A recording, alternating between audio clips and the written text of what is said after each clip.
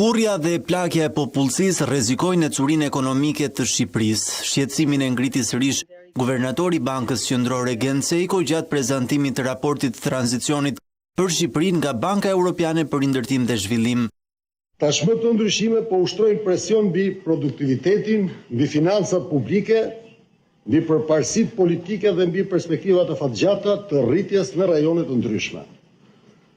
Në Bankën e Shqipërisë si kemi analizuar këto çështje dhe zhvillimet demografike prej pothuajse një dekade.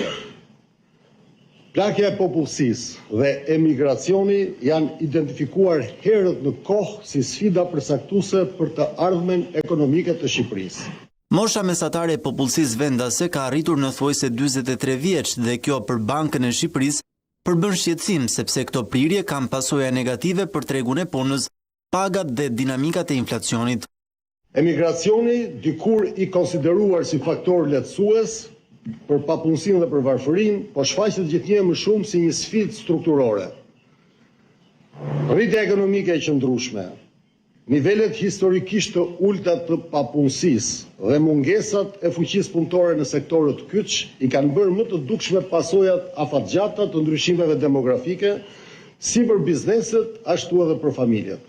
Gjatë prezantimit të raportit të tranzicionit, drejtoresha e Bergh për Shqipërinë, Ekaterina Solovova, listoi disa nga investimet kryesore të realizuara gjatë vitit të shkuar.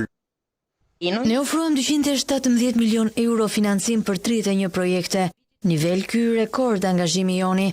Nga totali 111 milion u dhanë për projektet e infrastrukturës së qëndrueshme në sektorët e transportit dhe energjisë, përfshirë 30 milion për rehabilitimin e korridorit të 8 hekurudhor. Faza e parë Durrës-Rogozhin e bashkëfinancuar me Bankën Europiane të Investimeve dhe të plotësuar me 60 milion euro grante. Në sektorin e energjisë ofruam 45.75 milion euro për OSHE, ristrukturimin e borxhit afat shkurtër dhe mbështetjen e modernizimit të rrjetit dhe investimeve të gjelbra, si dhe 30 milion euro për Keshin për zhvillimin e centralit diellor fotovoltaik prej 50 megawatt. Gjatë prezantimit të raportit të tranzicionit, Banka Europiane për Rindërtim dhe Zhvillim analizoi se plagja e popullsisë mund t'i heqë rreth 0.6% rritjes vjetore ekonomike, pra nga 4 në 3.6%.